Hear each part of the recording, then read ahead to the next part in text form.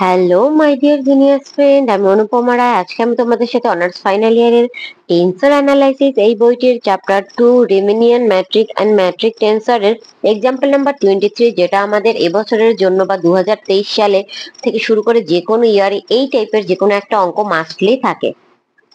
তো এই অঙ্কটি 100% ইম্পর্টেন্ট হয়, খুবই গুরুত্ব সহকারে অঙ্কটি তোমরা দেখবে। এই সেম কোয়ালিটির অঙ্ক আমি এর আগেও একটি করিয়েছি, কিন্তু সেখানে ডিজিট গুলো চেঞ্জ ছিল আর এখানে সংখ্যা দিয়ে আমাদের করতে হবে।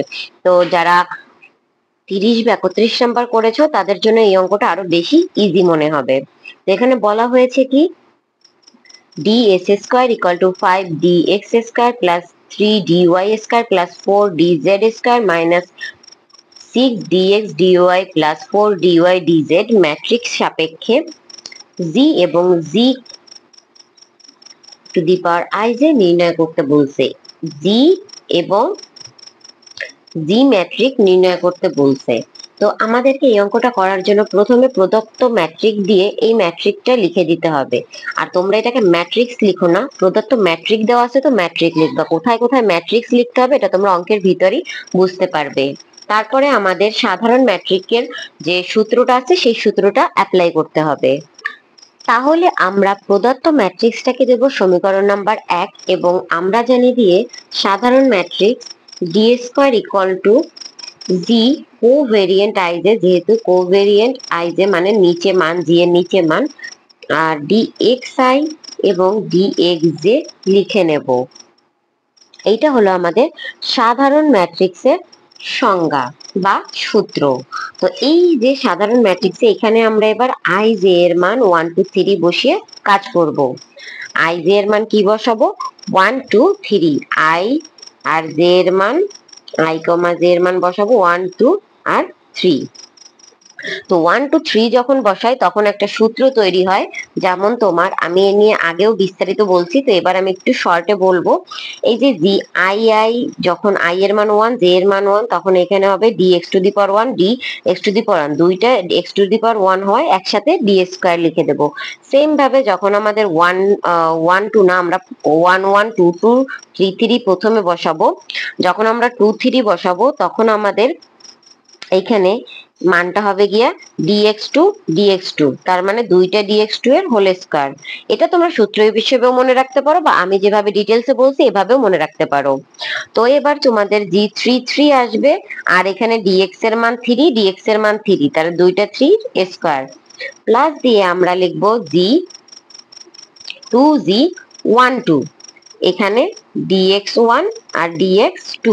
এই g12 আর g21 এ একই রকম মান আসার কারণে আমরা 2g12 দিয়ে এই মানটা লিখবো। তোমরা যদি এখানে 1 2 না দিয়ে 2 1 লেখো সেক্ষেত্রে এই পদটাকে আগে লিখতে হবে, এই পদটাকে পরে লিখতে হবে।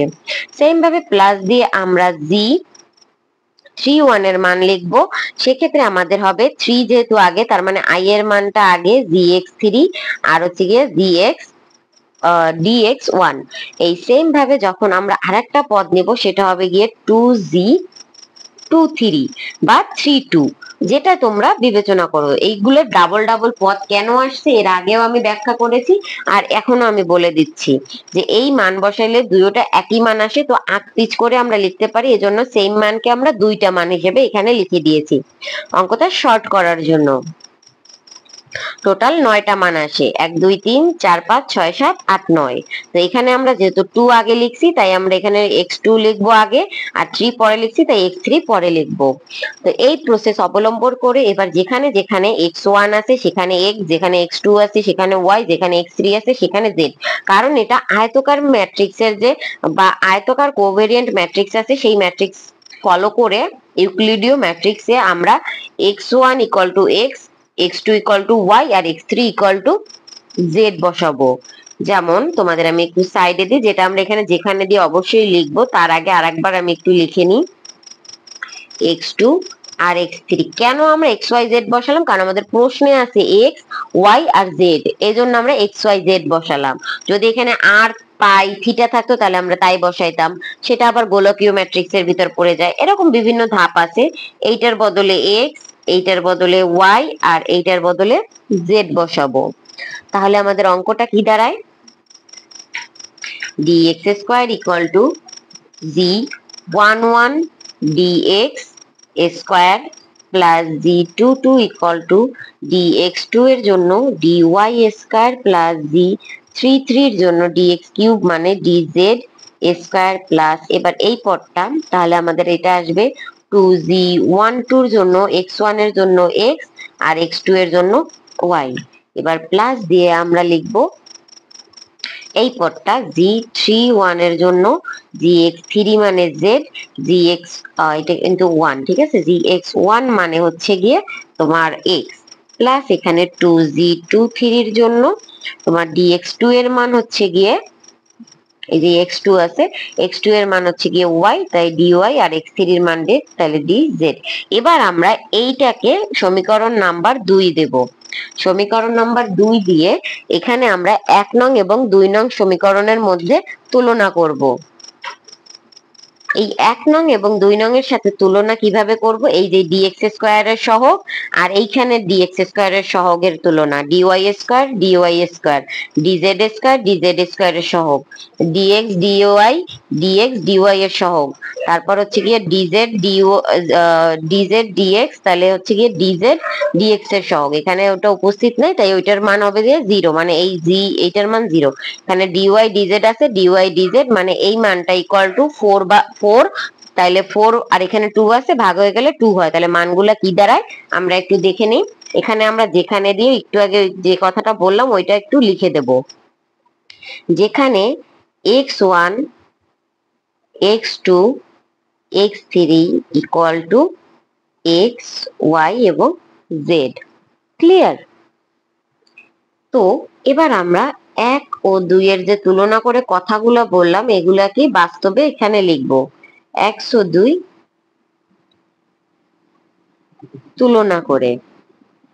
তুলনা করে আমরা g11 এর জন্য পাই হচ্ছে গিয়ে 5 g22 এর জন্য হচ্ছে পাই 3 আর g33 এর জন্য পাই 4 এবং এখানে যে কি ছিল বলতো তোমার যে তোমার এই সহগটা ছিল dx dy এর সহগ আছে g12 আর এইখানে 1 নম্বরে আছে -6 তো এইটাকে আমরা লিখতে পারি না এই 2 টাকে যদি ভাগ করে এই পাশে নিয়ে যাই তাহলে 1 2 ইকুয়াল টু -3 হয় 6 কে 2 দ্বারা ভাগ করলে 3 আসে। এই সেম ভাবে আমরা এবার এই যে মানটা বের হইছে এই মানটা হবে গিয়ে g21 এরও মান সেম ভাবে g21 ইকুয়াল টু হচ্ছে গিয়ে -3 ক্লিয়ার কারণ 1 2 আর 2 1 একই জিনিস। এবার সেম ভাবে আমরা g 2 3 এর মান বের করব। 2 3 এর মান কি ছিল g 2 3 এর মান ছিল এখানে 4 কমন মান তুলনা করে 4 পাইছি তাহলে আমরা g 2 3 ইকুয়াল টু লিখতে পারি কি 2 কারণ এই 2 টা এই পাশে চলে গেলে কাটাকাটি হয়ে 2 অবশিষ্ট থাকে। সেম ভাবে এখানে 2 3 এর মান যদি এইটা হয় 3 2 এর মানও এই সেম হবে।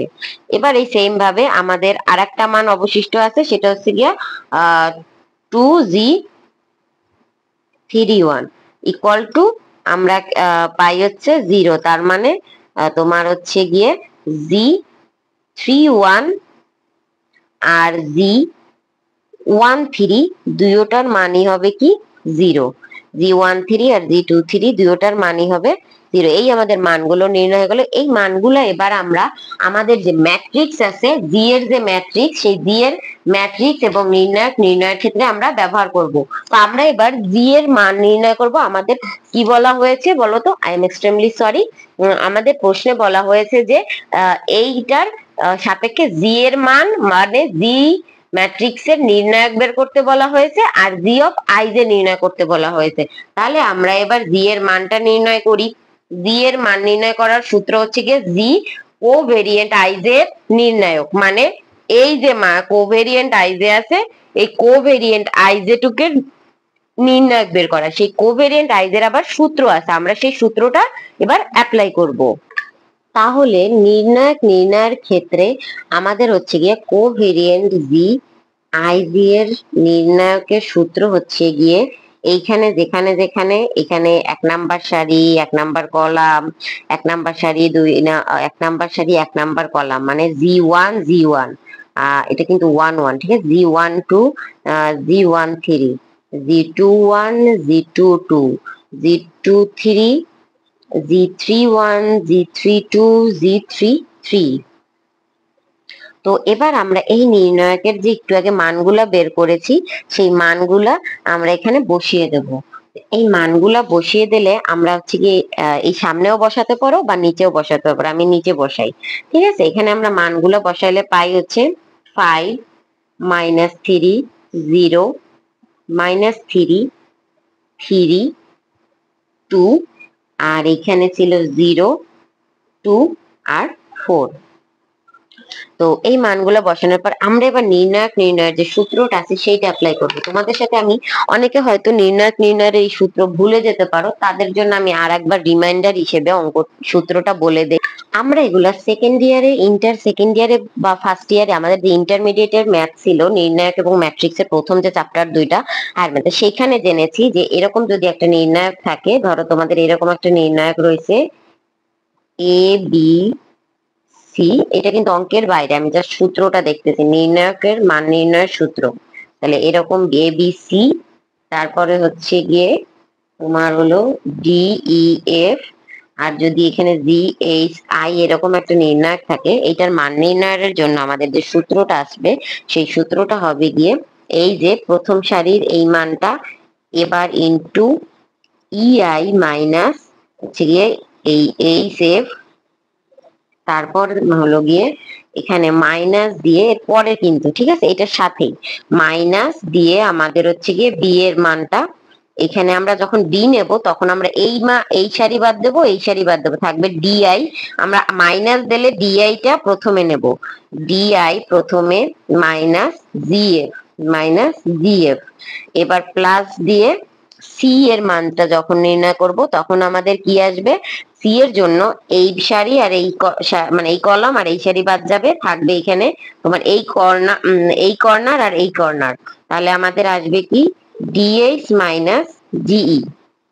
তাহলে এই সূত্রটা অ্যাপ্লাই করে এবার আমরা এই নির্ণায়কটারও মান নির্ণয় করব। তাহলে প্রথম সারি দিয়ে 5 আসলো, এবার আমাদের এইটা গুণ হবে এইটা গুণ হবে, তার মানে হলো 3 4 12 আর হচ্ছে গিয়ে 4। এবার আমাদের মাইনাস বি, যেহেতু সূত্রের মাইনাস আর মাইনাস বি এর মান হচ্ছে গিয়ে 3, এবার আমরা এখানে তাহলে এই সারি আর এইটা বাদ যাবে, থাকবে কি এইটা, তাহলে 3 4 12, তাহলে এখানে -12 আর -0। এবার আমাদের এইখানে আসে কি সি এর মান মানে 0, 0 সাথে যা গুণ হবে তাই 0।